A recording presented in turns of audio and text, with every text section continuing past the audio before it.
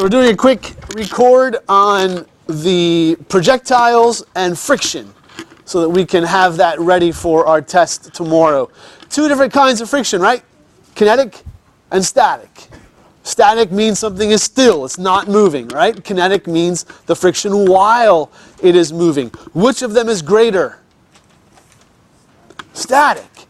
It's harder to get something moving than it is to keep it moving, right? Think about trying to push a car, if you've ever done that, or trying to move a big like entertainment center or something like that. Oh, that first bit, oh, it's so difficult. Once you get it moving, it's at least a little bit easier.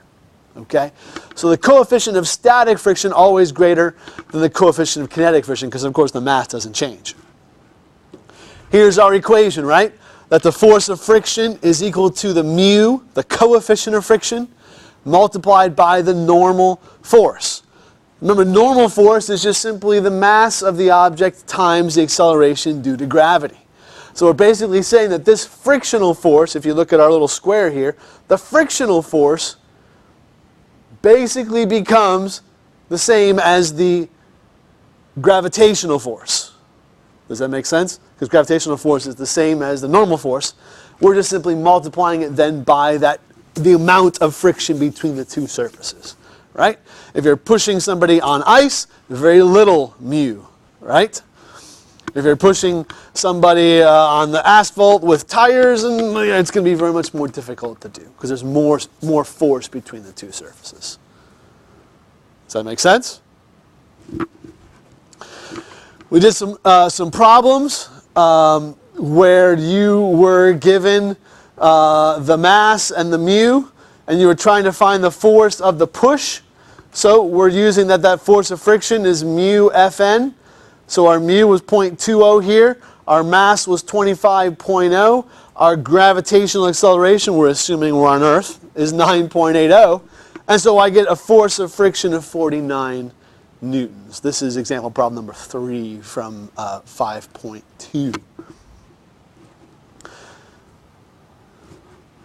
Does that make sense? Hopefully pretty straightforward for you. The friction is equal to mu, again that coefficient of friction, times the normal force, which again is mass times gravity. Don't forget mass is kilograms, right? Mass is not newtons. Newtons is a force.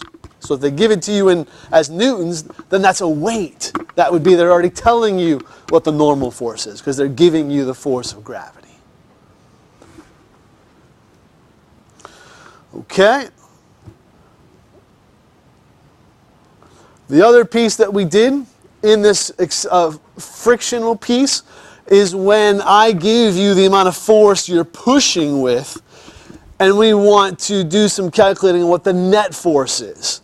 Because once I push and overcome gravity, right, now friction starts to resist that amount of force I'm pushing with. So if I'm pushing on a car at 100 newtons, but the friction between the car and the road is 45 newtons, now my total I'm pushing is only 55, right? Because they're going in opposite directions, my push and the car's friction. Yes, ma'am?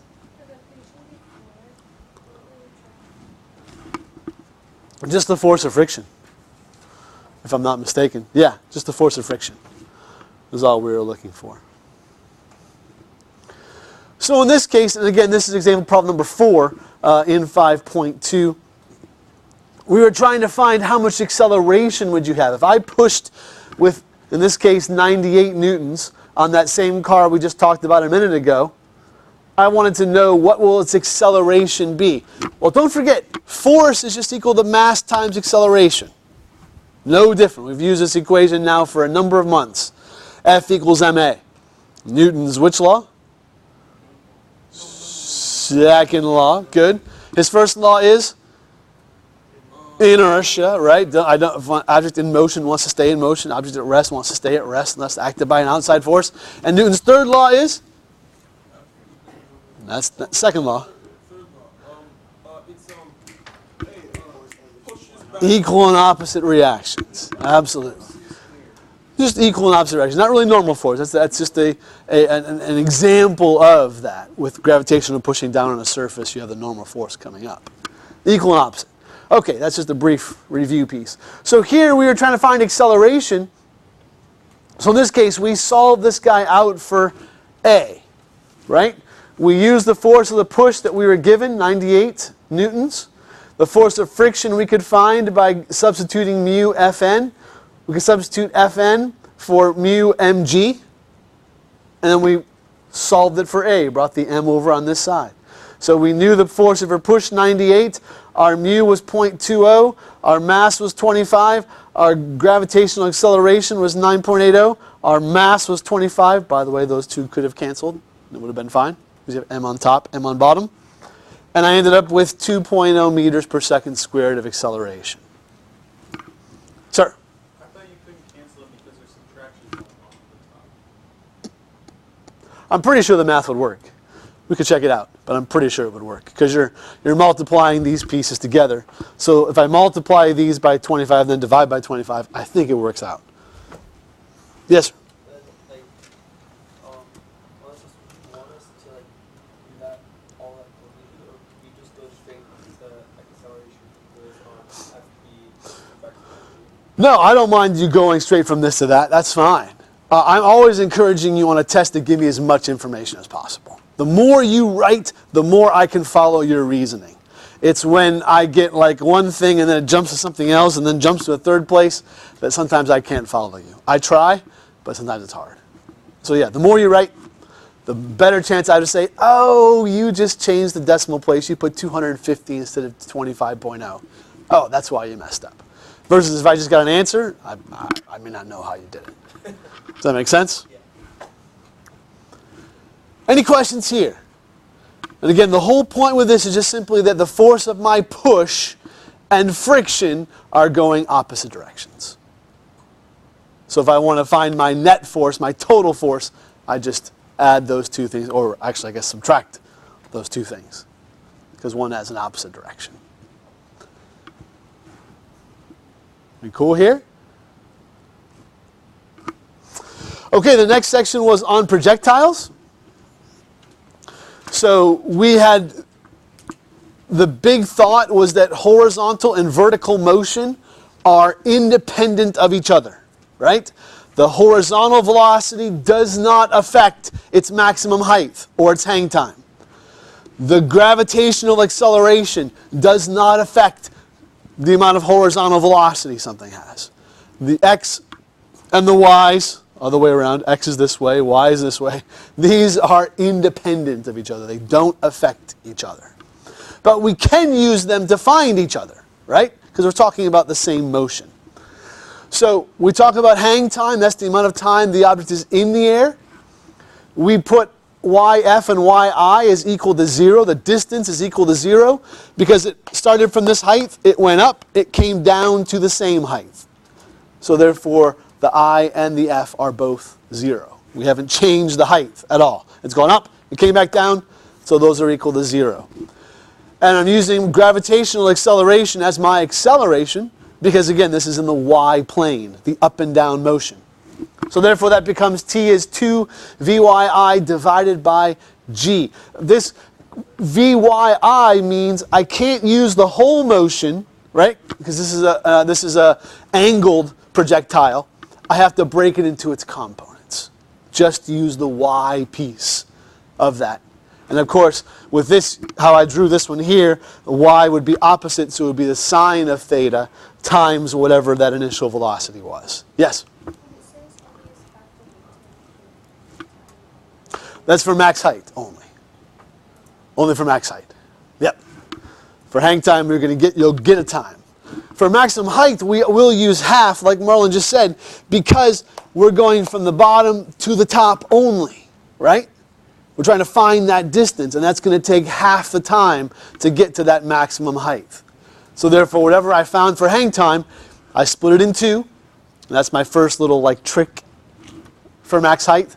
And the second trick is you have to make sure that your acceleration due to gravity is negative. Because I'm assuming Rachel kicked the ball upward, right? And we're using up as being positive. So therefore, G would have to be negative. It's going the opposite direction.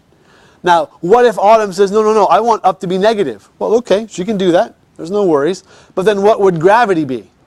It'd be positive. And what would your final height be? What sign would that height have? It'd be negative. Does that make sense? That's fine. If Autumn wants to do that, it's fine. She's left-handed. You never know. But, you know, it's cool. Does that make sense? The point is they're opposites, right? Gravity pulling down, the ball going up. They're going opposite directions. Yes, ma'am? So when it says we always have a time, so that we have the time. Either the time they give or the time you found using hang time. Right. Because again, it's going from the initial point up to the top before it comes back down. And it takes the same amount of time to go up as it does to come down. So that's why we're using half. And last but not least here, the range, right? The range is our x piece. Notice this is not accelerated, right? There's no acceleration in this x. We're looking at simply just the distance is rate times time, the velocity times time. And of course that velocity will be the x component, the green piece here, right? So in this kind of a problem you would use the cosine of theta times the total amount, the angled amount, to get our x component. And you would give us the angle for I would, sure, yes. Yep, yep. Are you with me, my friends? Again, I think we've fed, don't feed a fed horse. That's what Peter says, right? So I think we've beaten this dead horse to a pulp here. We did these kind of problems, right? Where I actually gave you these, the velocity and the angle, and we used them to solve for hang time. And then we used that hang time to solve for max height.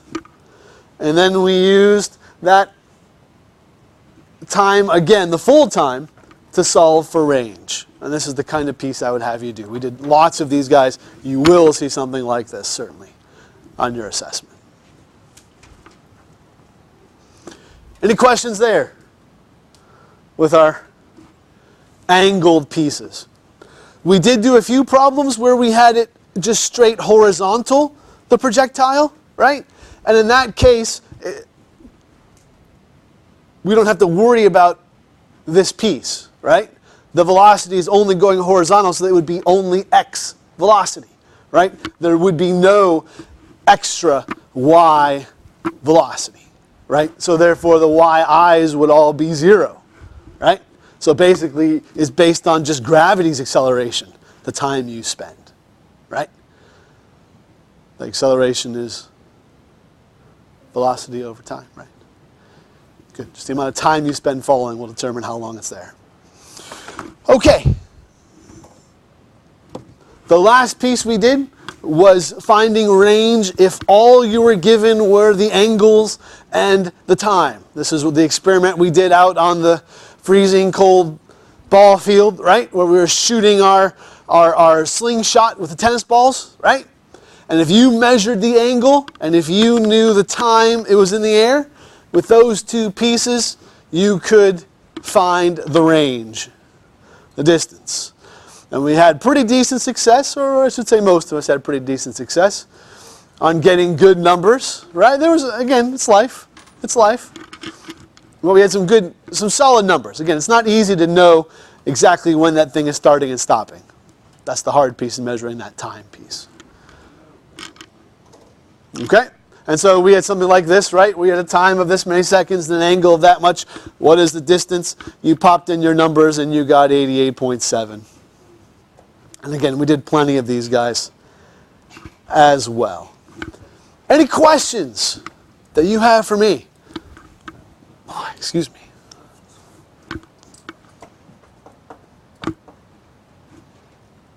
We're good.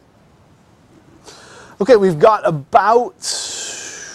When are we done? We have about 20 minutes.